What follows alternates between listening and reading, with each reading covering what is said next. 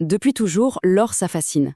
Mais est-ce que c'est juste un joli métal qui brille ou est-ce que c'est la solution pour protéger son patrimoine?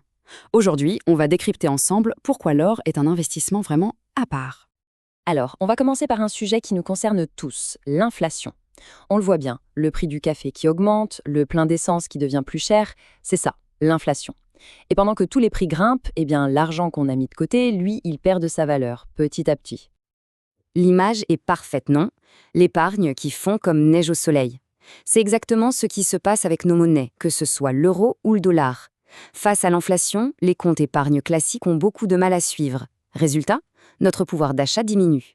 Bon, alors comment on fait pour éviter de regarder ces économies s'évaporer? C'est justement là que l'or entre en jeu. C'est son premier super pouvoir en quelque sorte. Il agit comme un véritable bouclier. Et la grosse différence, elle est là.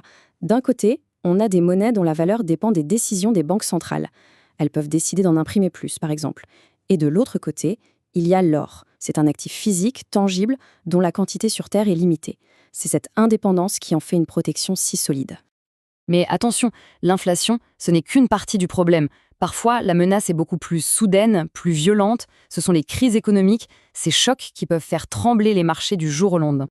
Dans ces moments de panique générale, on voit que des actifs très populaires comme les actions ou même les crypto-monnaies peuvent chuter de manière spectaculaire. C'est un moment de grande incertitude où tout ce qui paraissait solide peut se mettre à vaciller.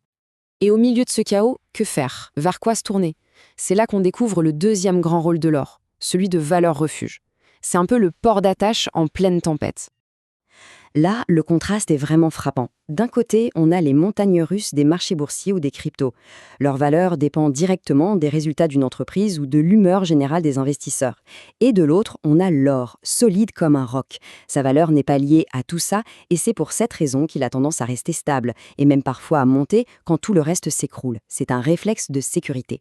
En fait, tout est dit ici. Cette capacité de l'or à faire son propre chemin, à se déconnecter un peu de la folie des marchés quand ça va mal, c'est précisément ce qui a construit sa réputation de havre de paix financier au fil des siècles. Donc pour résumer, on voit que l'or joue deux grands rôles. Premièrement, c'est un bouclier qui protège notre pouvoir d'achat quand les prix augmentent. Et deuxièmement, c'est une ancre, une valeur refuge qui apporte de la stabilité quand les marchés financiers sont secoués. Mais la question reste posée. Dans le monde financier d'aujourd'hui, avec toutes les nouvelles options qui existent, est-ce que l'or est toujours le roi incontesté des valeurs refuges? Son rôle historique est indéniable, c'est sûr, mais sa place aujourd'hui continue de faire débat. La réflexion est ouverte.